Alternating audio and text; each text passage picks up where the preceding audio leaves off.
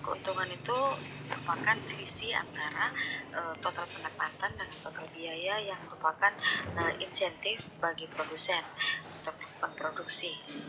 Nah, keuntungan inilah yang dapat mengarahkan produsen untuk mengalokasikan sumber daya ke proses produksi tertentu.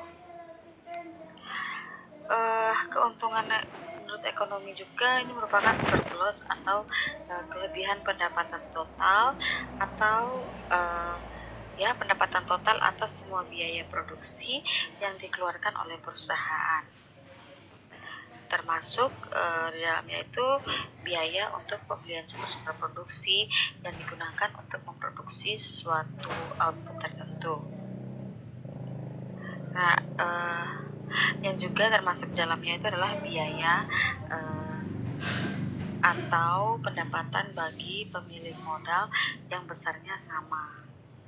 Jadi keuntungan total itu merupakan penerimaan total dikurangi dengan biaya total. Keuntungan total itu akan mencapai maksimum apabila selisih positif antara total revenue dan total cost itu mencapai angka terbesar. Secara sistematis, laba juga kita akan rumuskan dengan persamaan atau rumus P sama dengan TR kurang TC.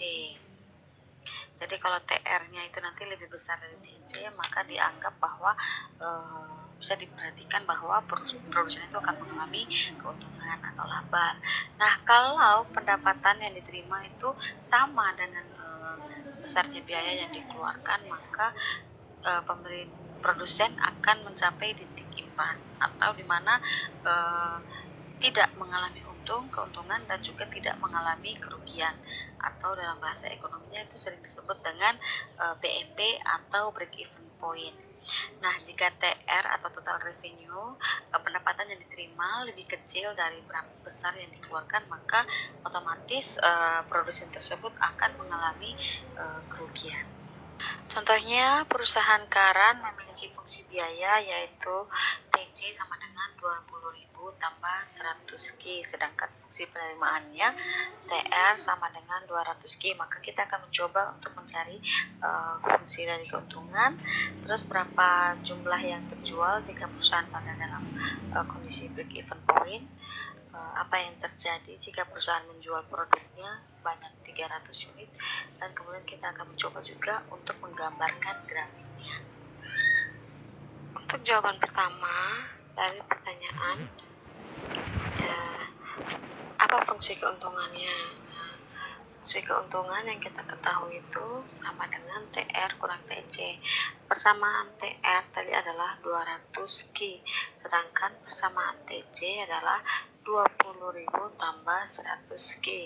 Minus dikalikan positif dapatnya minus, minus dikali positif dapatnya minus, sehingga persamaan untuk keuntungan adalah P sama dengan, atau keuntungan sama dengan 200Q kurang 20.000Q, kurang 20.000 kurang 100Q. 200 kurang 100 dapatnya 100Q kurang 20Q. Jadi persamaan keuntungan adalah 100Q kurang 20.000 atau minus 20.000 tambah 100Q. Nah, untuk pertanyaan kedua, jumlah yang terjual jika perusahaan berada dalam kondisi kesimbang break even point, atau di mana perusahaan Karan ini tidak mengalami untung atau laba dan tidak mengalami rugi juga. Nah, seperti kita ketahui sendiri, break even point itu terjadi jika jumlah yang diterima atau yang didapatkan oleh pengusaha atau perusahaan sama dengan berapa besarnya biaya yang dikeluarkan, atau TR sama dengan TC. Nah, persamaan TR tadi 200Q dan persamaan TC adalah 20.000 tambah 100Q.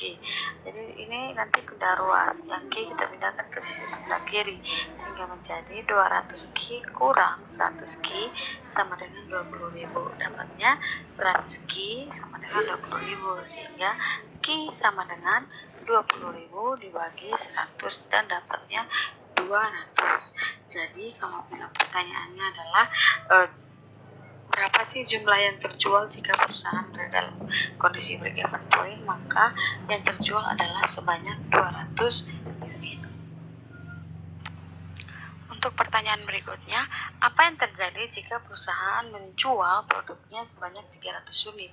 Nah, dari keuntungan ini, dari persamaan keuntungan, kita akan mencoba menghitung apakah yang terjadi jika dijual sebanyak 300 unit. Jadi, keuntungan sama dengan minus 20.000 tambah 100 kali 300. Karena jika Q-nya 300, maka keuntungan yang diperoleh adalah 10.000.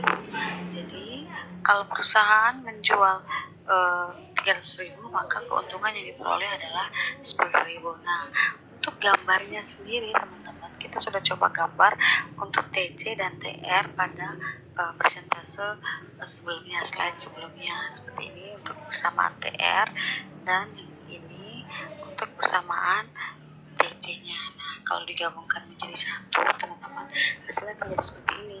Nah, perusahaan akan mengalami tidak untung dan tidak rugi jika memproduksi barang sebanyak 200 unit. Nah, jadi kalau perusahaan mau rugi, silahkan perusahaan memproduksi barang dengan jumlah lebih sedikit dari 200. Jadi kalau ada kan perusahaan produksi sebanyak 199 unit, maka perusahaan akan mengalami kerugian karena ini adalah area rugi dan ini adalah area keuntungannya. Nah, dengan cara seperti ini, perusahaan bisa mencegah terjadinya kerugian. Jadi, jika ingin mendapatkan keuntungan, maka harga minimalnya adalah 40.000 dan kuantitas yang diproduksi minimal adalah 200. Jika memproduksi 201 saja, maka perusahaan akan memperoleh keuntungan. Tapi jika kuantitasnya berkurang satu saja yang diproduksi, yaitu 199, maka perusahaan akan mengalami kerugian. Oke teman-teman, sekian untuk materi penerapan fungsi linear lanjutannya.